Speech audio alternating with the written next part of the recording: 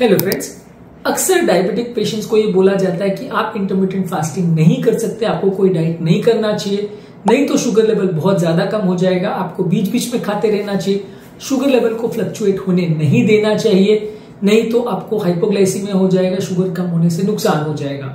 लेकिन स्टडीज ने ऐसा शो किया है कि डायबिटिक पेशेंट्स में ही सबसे ज्यादा फायदा होता है इंटरमिटेंट फास्टिंग करने का, क्योंकि जब वो वजन कम करते हैं तो उनकी पूरी डायबिटीज ही रिवर्स हो जाती है और कई बार उनकी मेडिसिन पूरी तरह से बंद हो जाती है। और कई पेशेंट जो बहुत हाई डोज इंसुलिन पर भी रहते हैं उनकी मेडिसिन भी पूरी तरह से बंद हो सकती है। तो क्या ऐसे सिचुएशन में डायबिटिक पेशेंट को फास्ट करवाना चाहिए या नहीं, और यदि हाँ तो क्या है उसके प्रिकॉशंस, क्या क्या चीजों का ध्यान रखने की जरूरत है जब कोई डायबिटिक पेशेंट फास्टिंग कर रहा है। तो टॉपिक पर जाने से पहले जो लोग हमारे चैनल पर नए हैं उन्हें रिक्वेस्ट करूंगा कि वीडियोस को रेगुलरली देखें, चैनल को सब्सक्राइब करें, लाइक करें, फॉलो करें और पॉसिबल हो तो शेयर भी करें। यूजली जब कभी भी कोई डायबिटिक पेशेंट फास्टिंग कर रहा है तो उसे जरूरत है कि अपने फिजिशियन के साथ या अपने डॉक्टर के साथ एक बार पहले डिस्कस कर ले। हर एक व्यक्ति की मेडिसिन रिक्वायरमेंट अलग होती है, हर एक व्यक्ति की टेक्निकल और ओवरऑल डाइट रिक्वायरमेंट सब कुछ अलग होती है, हर एक व्यक्ति का डायबिटीज का लेवल अलग होता है, टाइपिंग अलग होती है। तो इसमें किस पर्टिकुलर व्यक्ति की क्या रिक्वायरमेंट है वो यदि आप आपके डॉक्टर के साथ एक बार डिस्कस कर लोगे तो ज्यादा सेफ रहेगा। एट रैंडम अगर मैं सब बोल दूं कि हर डायबिटिक पेशेंट को फास्टिंग करवाना चाहिए और उससे फायदा होगा, किसी को हाइपोग्लाइसीमिया नहीं होगा, तो ये गलत हो जाएगा और हर व्यक्ति का डायबिटीज रिवर्स हो जाएगा। यदि मैं ऐसा क्लेम करता हूं तो ये भी गलत होगा, क्योंकि हर व्यक्ति की बॉडी की मेटाबॉलिक रिक्वायरमेंट्स अलग होती है, हर व्यक्ति का इंसुलिन रेजिस्टेंस का लेवल अलग होता है और फास्टिंग के रिजल्ट्स भी इसमें वेरी कर सकते हैं। तो फास्टिंग आपको करनी चाहिए, लेकिन आपके डॉक्टर के साथ एक बार डिस्कस कर लें, आपकी रिक्वायरमेंट्स को और आपकी स्पेशल नीड्स को अगर जज कर लें तो ज्यादा अच्छा रहेगा। इसके अलावा आपको अपनी मेडिसिन की डोजेस को एडजस्ट करना पड़ेगा ताकि आपको फास्टिंग के दौरान हाइपोग्लाइसीमिया ना हो। आपको कोशिश करनी है कि आपकी सारी मेडिसिन आप फीडिंग टाइम पर लें। ज्यादातर मेडिसिन पहले 4-6 घंटे ही मैक्सिमम असर करती हैं, तो आप कोशिश करिए कि जो स्ट्रॉन्ग मेडिसिन है या जो मेडिसिन से शुगर लेवल ज्यादा कम हो सकता है उनको आप फीडिंग विंडो में ले, और खासकर फीडिंग विंडो के शुरुआत में ले, ताकि वो 7-8 घंटा 10 घंटा जो आप खाना खाने वाले हैं वो टाइम पे शुगर लेवल्स कम होना भी है तो खाने से कंपनसेट हो जाए। यदि आप फास्टिंग विंडो की शुरुआत में अगर दवाइयां ले लेते तो इससे आपको प्रॉब्लम हो सकती है, शुगर ज्यादा कम हो सकता है। अब ये फीडिंग विंडो फास्टिंग विंडो क्या है?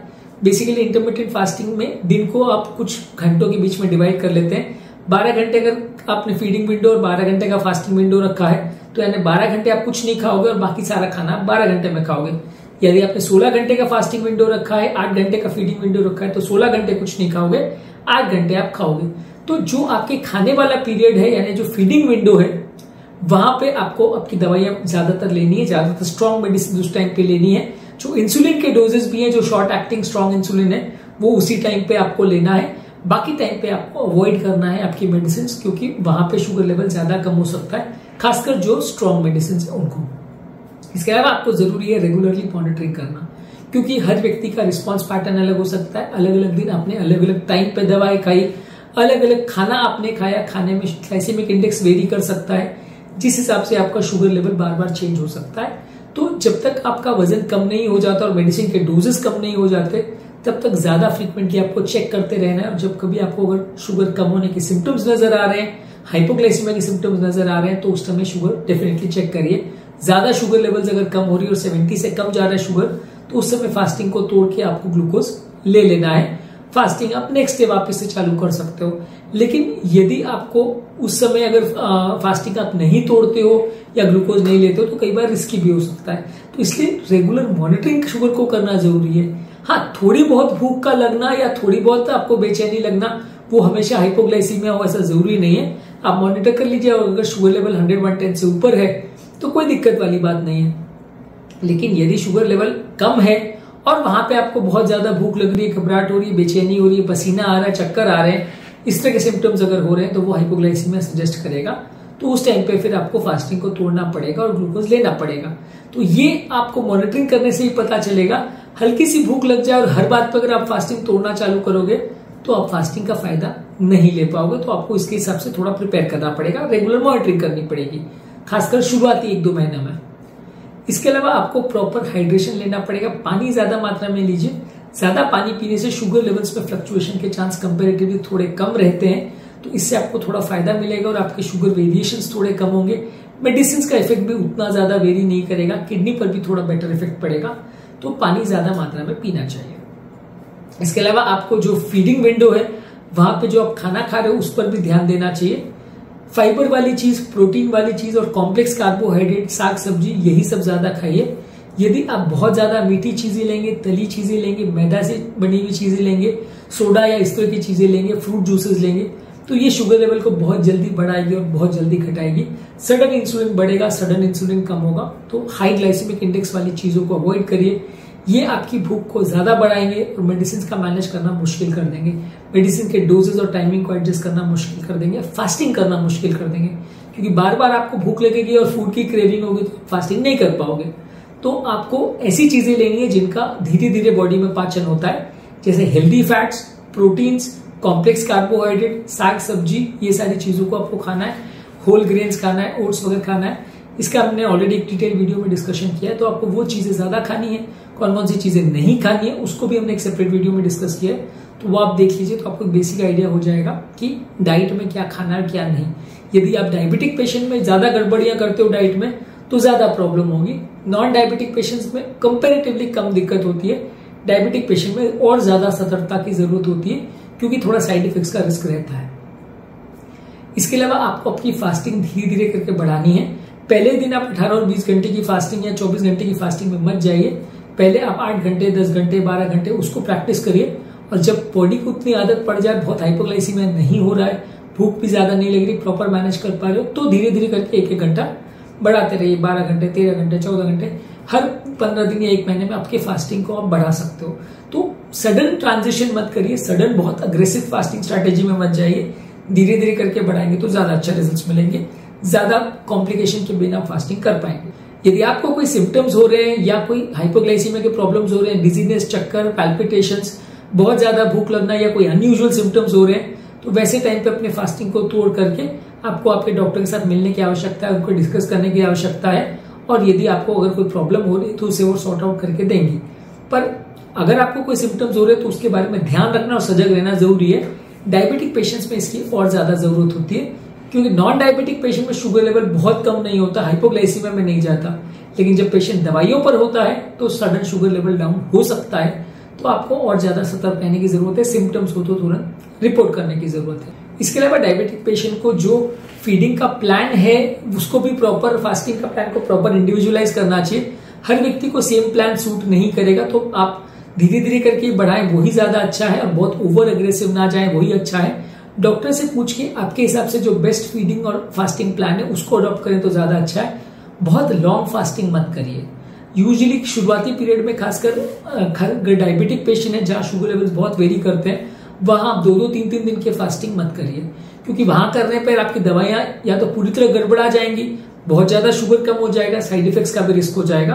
तो यदि आपका शुगर लेवल हाई है, डायबिटीज की मेडिसिन चल रही है, तो बहुत लंबे फास्ट मत करिए। 12-12 घंटे वाले ही ज्यादातर शुरुआत में करिए। जब बॉडी एडजस्ट हो जाए, वजन कम हो जाए, शुगर लेवल कम हो जाए, दवाइयां कम हो जाए, उसके बाद आप धीरे धीरे करके बढ़ा सकते हो। 12 से 14-16 घंटे पर ला सकते हो। पर डायबिटिक पेशेंट को रिकमेंड किया जाता है कि पूरे दिन के लंबे 2-2, 3-3 दिन के फास्ट ना करे तो बहुत ज्यादा सतर्कता पूर्वक करे, नहीं तो उसमें रिस्क होने का चांस है। आप दूसरों को देख के कि उसने 5 दिन फास्ट किया, उसने 10 दिन किया, तो मैं भी 10 दिन करूंगा, तो वैसा मत करिए, आपको नुकसान होने का चांस है। तो आप ज्यादा सतर्कता पूर्वक थोड़े छोटे फास्ट रखेंगे तो ज्यादा अच्छा है। पर छोटे फास्ट का ये मतलब नहीं है कि आप 2 घंटे या 3 घंटे का फास्ट रखेंगे, तो उसका कोई सेंस नहीं है। एटलीस्ट 10-12 घंटे का फास्ट करेंगे तो धीरे धीरे करके उसको बढ़ाने में आपको मदद मिलेगी। इसके अलावा आपके मेडिसिन की टाइमिंग, खाने के टाइमिंग, फीडिंग और फास्टिंग विंडो में इंसुलिन के टाइमिंग्स में थोड़ा कंसिस्टेंसी मेंटेन करिए। किसी दिन आपने इंसुलिन 12 बजे लिया, किसी दिन 2 बजे, किसी दिन 4 बजे, किसी दिन मेडिसिन 12 बजे खाई, किसी दिन 2 बजे, किसी दिन 4 बजे। तो इस तरह से अगर आप जंबल अप करेंगे चीजों को, तो बॉडी में भी उसका असर अलग अलग दिन पे अलग अलग होगा, बॉडी को एडजस्ट होने का टाइम नहीं मिलेगा। तो मेडिसिन के डोजेज और टाइमिंग को प्रॉपर ध्यान से फॉलो करिए। यदि आप उनको प्रॉपरली फॉलो करते हैं तो प्रॉब्लम्स होने का चांस कम रहेगा। यदि आप उसमें जंबल अप करेंगे, कुछ भी रैंडमली करेंगे, तो फिर प्रॉब्लम्स होने का चांस ज्यादा रहेगा। इसके अलावा फीडिंग विंडो में जो आप खा रहे हैं उसको भी थोड़ा कंसिस्टेंटली मेंटेन करें तो ज्यादा अच्छा है। एक दिन आपने बहुत खा लिया, एक दिन बहुत कम खा लिया, एक दिन आपने बहुत सारा नॉनवेज खा लिया, एक दिन बहुत वेज खा लिया, एक दिन आपने बहुत ज्यादा सैलेड्स खा लिया, एक दिन आपने बहुत ज्यादा फ्रूट्स खा लिया, एक दिन बहुत फीका खा लिया, एक दिन बहुत मीठा खा लिया। अगर आप बहुत वेरिएशंस करेंगे तो दवाओं को एडजस्ट करना मुश्किल पड़ेगा। तो वैसे केस में बेटर है कि एक पर्टिकुलर तरीके का खाना आप लगभग डेली खाएं, माइनर वेरिएशन करते रहिए। ऐसा नहीं कह रहा कि सेम ही खाना आपको डेली खाना है, पर वेरिएशंस को बहुत ज्यादा मत करिए, नहीं तो डायबिटिक पेशेंट्स में मैनेज करना थोड़ा मुश्किल होता है। पेशेंट की ओवरऑल हेल्थ का भी ध्यान रखिए। जो लोग को बहुत सारी तरह की बीमारियां हैं, बहुत सारे प्रॉब्लम है, बहुत सारा सीवियर डायबिटीज है, हाइपरटेंशन है, किडनी का प्रॉब्लम है, हार्ट का प्रॉब्लम है, बहुत सीवियर डिजीजेज है, तो वैसे लोग को थोड़ा ज्यादा सतर्कता पूर्वक करना चाहिए, या ना हो अगर जरूरी तो ना करें। जिनको बहुत ज्यादा बीमारियां हैं उनको हालांकि कर वो भी सकते हैं, लेकिन और ज्यादा सावधानी चाहिए जब बीमारियों के नंबर्स बढ़ते चले जाते हैं। तो इसलिए यदि आपको बहुत सारी तरह की बीमारियां हैं तो थोड़ा और ज्यादा डॉक्टर के साथ डिस्कस करके, पूछ के, समझ के फिर करें तो अच्छा है, नहीं तो गलतियों में प्रॉब्लम्स होने का चांस बढ़ जाता है। इसके अलावा डायबिटिक पेशेंट्स को अपना एक्सरसाइज की टाइमिंग को भी एडजस्ट करने की जरूरत है। जब आप फास्टिंग कर रहे हैं तब आप बहुत ज्यादा एक्सरसाइज मत करिए, नहीं तो दवाओं के कॉम्बिनेशन के साथ एक्सरसाइज भी अगर चला गया तो शुगर ज्यादा लो होने का चांस है, आपको हाइपोग्लाइसीमिया के चांसेस और बेहोश होने के चांसेस बढ़ जाएंगे। तो एक्सरसाइज को भी ज्यादातर वैसे टाइम पर एडजस्ट करिए जब आपका फीडिंग विंडो है, या जब आप फास्ट को खत्म करने वाले हैं, यानी 8 बजे आप फास्ट खत्म करने वाले हैं तो 7:30 बजे आपने एक्सरसाइज कर लिया, 7 बजे कर लिया, 8 बजे सीधा जब भूख लगना चालू हुई तो आपने खाना खा लिया। इस तरह से मैनेज करिए, तो उसमें आपको हाइपोग्लाइसीमिया के चांसेस कम होंगे, पर उसको भी थोड़ा सावधानी पूर्वक करिए। ओवर एक्सर्ट मत करिए, ओवर एक्सर्ट करेंगे तो सडन शुगर लेवल्स कम होने का थोड़ा रिस्क होता है। ये रिस्क नॉन डायबिटिक पेशेंट्स में उतना ज्यादा नहीं होता, डायबिटिक पेशेंट में थोड़ा ज्यादा होता है, तो थोड़ा सावधानी रखेंगे तो अच्छा है। इसके अलावा कोई न्यूट्रिशनल डेफिशिएंसी नहीं हो जाए, इसके लिए रेगुलर लेवल्स पे अपने विटामिन मिनरल्स को चेक करते रहिए। उससे भरपूर खाने लीजिए जिसमें कैलोरी कम, विटामिन मिनरल ज्यादा हो, वैसे खाद्य पदार्थ को ज्यादा लीजिए। और क्या खा रहे हैं क्या नहीं उस बारे में माइंडफुली सोचिए। रैंडमली कुछ भी उठा के खा लिया, जो किचन में मिला खा लिया, अगर वैसा प्रैक्टिस आप रखेंगे, माइंडलेसली कुछ तो भी कितना तो भी खाते रहेंगे, तो आप फास्टिंग कभी मेंटेन नहीं कर पाएंगे। आपको क्या खाना है, कितना खाना है, सोच विचार करके, प्लान करके उसको खाएंगे तो ज्यादा अच्छा रहेगा, ज्यादा आप मैनेज कर पाओगे। इसके अलावा भी डायबिटीज वाले पेशेंट में इंटर इंडिविजुअल वेरिएबिलिटी काफी हो सकती है। सब कुछ ठीक होने के बावजूद भी कई बार इंडिविजुअल वेरिएशंस आ सकते हैं। तो क्या आप कर रहे हो, कैसे प्लान कर रहे हो, कैसी अपनी फास्टिंग स्ट्रैटेजी, फीडिंग स्ट्रैटेजी, उसको प्रॉपरली प्लान आउट करके करें तो ज्यादा अच्छा है। बहुत ज्यादा रैंडमली चीजों को डिजाइन मत करिए, और इंडिविजुअल वेरिएशंस का भी ध्यान रखिए, क्योंकि हर व्यक्ति अलग बॉडी का होता है, उसके रिस्पॉन्स पैटर्न्स अलग हो सकते हैं, इफेक्ट्स और साइड इफेक्ट्स अलग हो सकते हैं। तो बॉडी कैसे रिस्पॉन्ड कर रही है उसको भी विशेष ध्यान देंगे तो ज्यादा अच्छा है। इसके अलावा यदि डायबिटिक पेशेंट को प्रेगनेंसी है या वो ब्रेस्ट फीडिंग कर रही है तो उस टाइम पे फास्टिंग को यूजुअली अवॉइड करिए, क्योंकि वैसे टाइम पे आप फास्टिंग कर तो सकते हो लेकिन माँ और बच्चे दोनों के न्यूट्रिशन कॉम्प्रोमाइज हो सकते हैं। तो यदि डायबिटिक फीमेल को अगर प्रेगनेंसी है या बच्चे को दूध पिला रही है तो उस समय आप कोशिश करें कि ज्यादा न्यूट्रिशन वाला खाना ले, और यदि पॉसिबल हो तो उस टाइम फीडिंग करते रहिए। अपना नॉर्मल इंटरमीडिएट फास्टिंग तब मत करिए, जब आपकी फीडिंग कंप्लीट हो जाए तब करिए। करना चाहते हैं तो थोड़ा न्यूट्रिशन का ज्यादा ध्यान देना पड़ेगा, नहीं तो माँ और बच्चे दोनों के विटामिन मिनरल की सप्लाई कॉम्प्रोमाइज हो सकती है, जिसमें उनकी हेल्थ कॉम्प्रोमाइज हो सकती है। तो उस समय बहुत ज्यादा सतर्कता पूर्वक फास्टिंग करें तो ज्यादा अच्छा है, नहीं तो आपको बच्चे को और माँ को दोनों को हाइपोग्लाइसीमिया होना और न्यूट्रिशनल डेफिशिएंसी होने का चांस बढ़ जाएगा। तो आज हमने बात करी यदि किसी व्यक्ति को डायबिटीज है और उसको इंटरमिटेंट फास्टिंग करनी है अपने डायबिटीज को रिवर्स करने के लिए या वजन को कम करने के लिए, तो क्या वो कर सकता है, और यदि वो कर सकता है तो क्या प्रिकॉशंस की जरूरत है ताकि वो सेफली अपनी मैनेज कर पाए फास्टिंग को। इन चीजों पर बात करी। उम्मीद करूंगा कि आज के टॉपिक में कुछ नई बातें जानने को मिली होगी। जो लोग हमारे चैनल पर नए हैं उन्हें रिक्वेस्ट करूंगा कि चैनल को सब्सक्राइब करें, वीडियोस को लाइक करें, फॉलो करें, कमेंट करें और पॉसिबल तो शेयर करें।